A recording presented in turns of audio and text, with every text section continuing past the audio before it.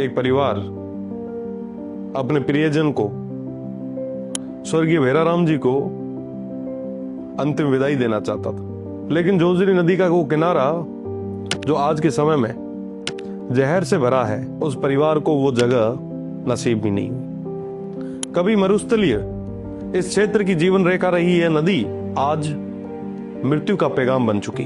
क्या सच में हमने अपनी इस जीवन रेखा को खो दिया है? आज राष्ट्रीय स्तर पर नमामि गंगे जैसे कई सारे अभियान चल रहे हैं, जिसमें हजारों करोड़ों रुपए खर्च होते हैं, नदियों को पुनर्जीवित करने की बात होती है। वहीं दूसरी ओर राजस्थान की जोजरी जैसी नदियां इन औद्योगिक जहर की वजह से खत्म होती जा रही है। जोजरी नदी जो पुलड़ू गांव से निकलकर लूनी नदी तक लगभग 239 किलोमीटर तक की यात्रा तय करती थी, जोधपुर, नागौर और बाड़मेर के उन तमाम 16 लाख लोगों की जीवन रेखा हुआ करती थी। 10,222 वर्ग किलोमीटर में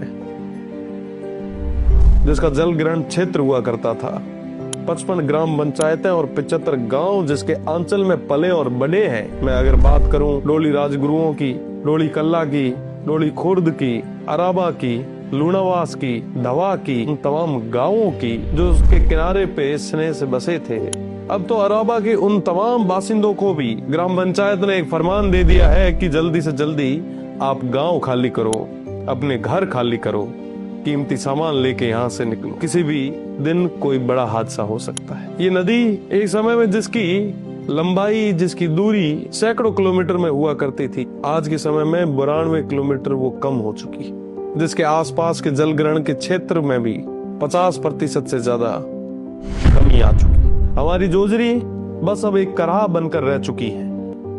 एक तरफ सरकारें एक पेड़ मां के नाम लगा रही है, वहीं दूसरी ओर जोजरी जैसी नदियां खत्म होती जा रही है। हर दिन लगभग 180 मिलियन लीटर वो जहरीला पदार्थ, वो जहरीला पानी इस नदी में छोड़ा जा रहा है। राजस्थान प्रदूषण नियंत्रण बोर्ड कई बार चेतावनी दे चुका है कि ये जो नदी है, ये प्रदूषण की सीमाएं भी पार कर चुकी है। इस नदी के आसपास बने सारे तालाब, ट्यूबवेल, हेडपंप, अस्पताल, स्कूल, तमाम वो क्षेत्र, वो निजी और सार्वजनिक संस्थाएं आज पूरे तरीके से दूषित हो चुकी है।